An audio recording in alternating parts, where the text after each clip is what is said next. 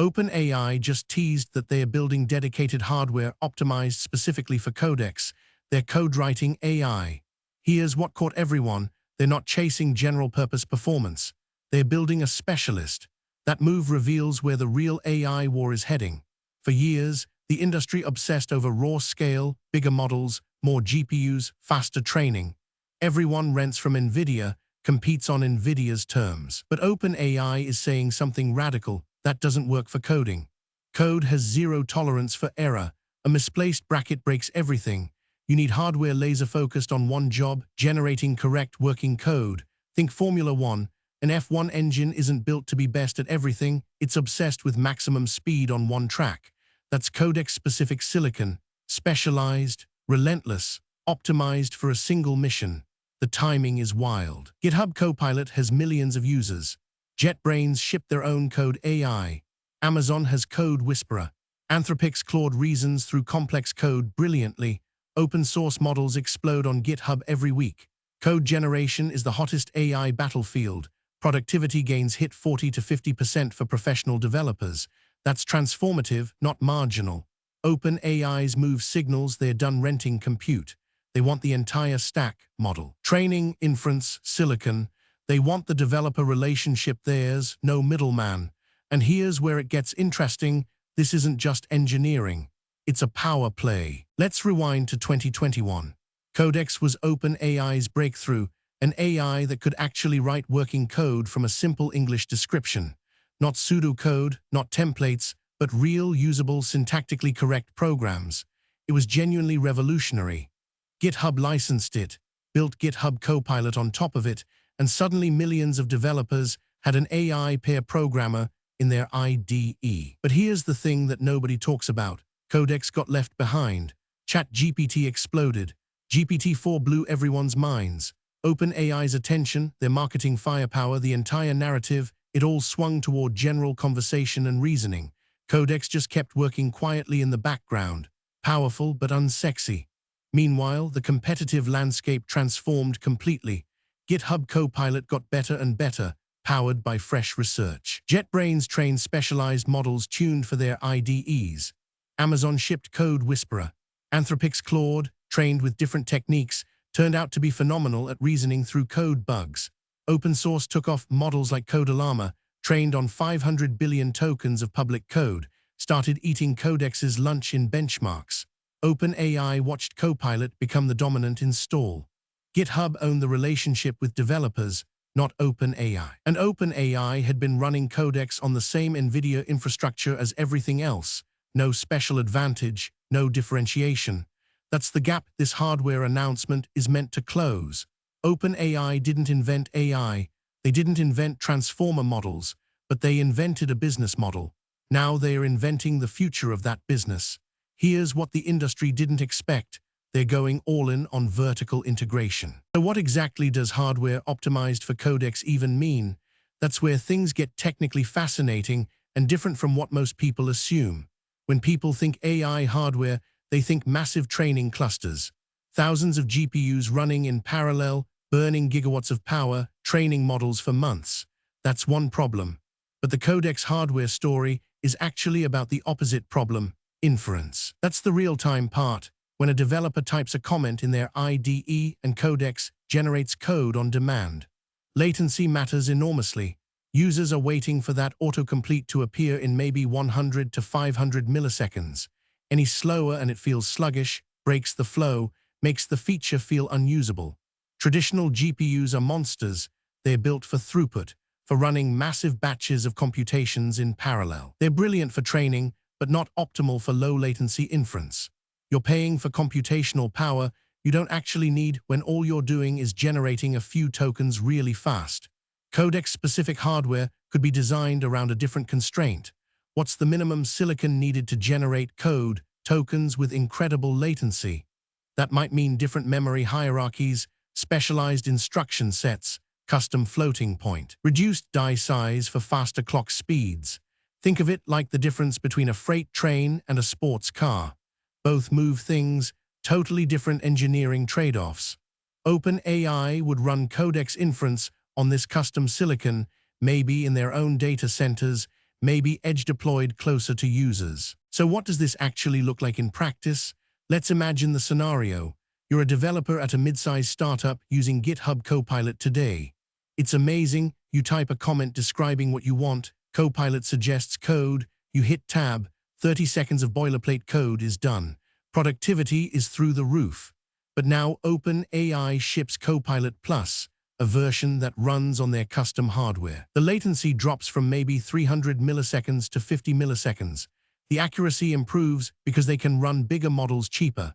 The code suggestions get smarter, more contextually aware. And crucially, the cost drops. OpenAI can afford to run this 10 times cheaper than NVIDIA-based inference. GitHub is suddenly in a tough spot. They are licensed to Codex, but they're not using Codex anymore in production. They've trained their own models. They are running on NVIDIA infrastructure. They're locked in a different stack now. Switching back to OpenAI's new Codex with specialized silicon means re-architecting everything. That's not a quick pivot. Enterprises get it first.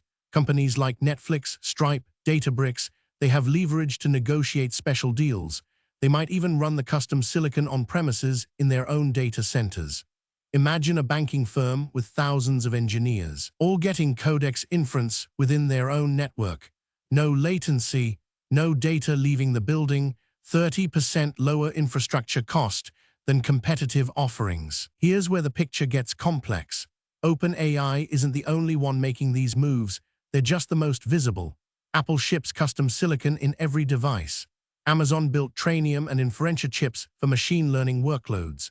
Google's been designing custom TPUs for years. Not even NVIDIA can touch their inference performance on search and recommendation systems. Qualcomm, Samsung, AMD, everyone's racing to own specialized silicon. But there's a crucial difference. Apple optimizes silicon for their hardware, phones, tablets, laptops. They lock the software experience to their ecosystem. Google builds TPUs to power their own services. Amazon builds silicon for customers to rent from Amazon, but it's not for the world to buy. OpenAI would be the first major AI model company to ship their own inference silicon to external developers. That's unprecedented. They are saying, we don't just build models anymore, we build the entire AI inference stack that you run code on. GitHub and JetBrains have a year or two to respond. They could partner with NVIDIA to get priority access to next-gen GPUs. They could design their own inference chipsets, technically possible, but expensive, multi-year effort, and they'd still be years behind OpenAI. Or they could try to match OpenAI on model quality and hope software wins. That's the riskiest bet. Open-source tooling doesn't compete at this layer. Olama, Llama, even Claude running locally, those are for users who want self-hosted inference. This move has massive implications for developers, enterprises, and the whole ecosystem, and they're not all obvious. First, the good news. OpenAI is signaling they're serious about serving developers for the next decade. They're not just renting cloud compute and hoping it works out. They're willing to spend billions on vertical integration. That's confidence. That's commitment. It also means better products faster. When you own hardware and software, you can co-design them. You can optimize the whole system instead of squeezing performance out of general-purpose GPUs. That's how Apple keeps beating competitors on performance despite having smaller chips. But here's the tension. OpenAI just became a hardware company. Hardware is capital-intensive. You need fabs, either your own or long-term contracts with TSMC. You need supply chain expertise. NVIDIA spent 30 years perfecting this. OpenAI has spent 0 years. They'll partner, probably already talking to TSMC or Intel, but partnerships mean shared leverage, shared margin, shared control. Pricing becomes a question mark. OpenAI could charge developers directly for Codex inference. They could give it away to GitHub and take a cut of Copilot revenue. They could license the silicon to enterprise customers at premium pricing. Each path changes the competitive dynamics completely. There's also the risk nobody discusses: standardization. So how should developers and companies think about this news? What should you actually watch for? First, don't panic. If you're using GitHub Copilot today, you're not going anywhere. Microsoft and GitHub didn't give up the developer relationship. They have research teams, they have data, they have distribution. They'll respond with their own model improvements and probably their own partnership with custom silicon makers. The competition is just getting real. Second, if you work at a company using Copilot, pay attention to Copilot's roadmap over the next 12 months. When does GitHub announce their own inference optimization? Do they stay with NVIDIA, or do they strike a partnership with someone like Qualcomm or AMD to build inference-optimized chips? That timeline tells you whether they are defending or retreating. Third, understand the leverage change. OpenAI just moved from being a model company that rents GPU time to a model company that rents custom silicon. That changes pricing, availability, and support models. If you're in enterprise, you might suddenly have negotiating power. Will OpenAI run this in your data center? Can you get volume discounts? Can you negotiate exclusive features? Fourth, watch for the actual shipping date. This announcement is exciting but vague. When does the hardware actually exist? When can developers use it? That's the real test. Hardware announcements are cheap. Shipping is hard. OpenAI building specialized hardware for Codex isn't just a technical story. It's OpenAI saying, we're not a research lab anymore, we are a vertically integrated AI company. We own the model, we own the training, we own the inference, and now we own the silicon. That's a profound change. That's NVIDIA, Amazon, and Google playing by new rules. For developers, this means more choice, but it also means the code generation space is consolidating around a few players with enough capital to build everything themselves. GitHub and OpenAI are in that tier. JetBrains has to move fast or get outmaneuvered. Smaller players are going to struggle. For enterprises, it means better performance and lower cost if OpenAI executes.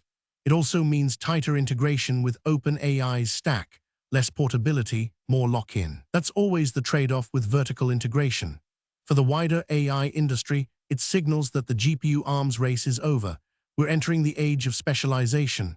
Every model company that wants to survive the next 5 years is going to need their own inference layer. That's an assumption you should bake into your planning. The big question is execution.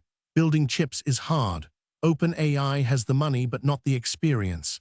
They'll need to hire from Intel, from NVIDIA, from Apple's chip design teams. They'll need to sign long-term contracts with TSMC. They'll need to hit aggressive timelines. That's doable but not guaranteed.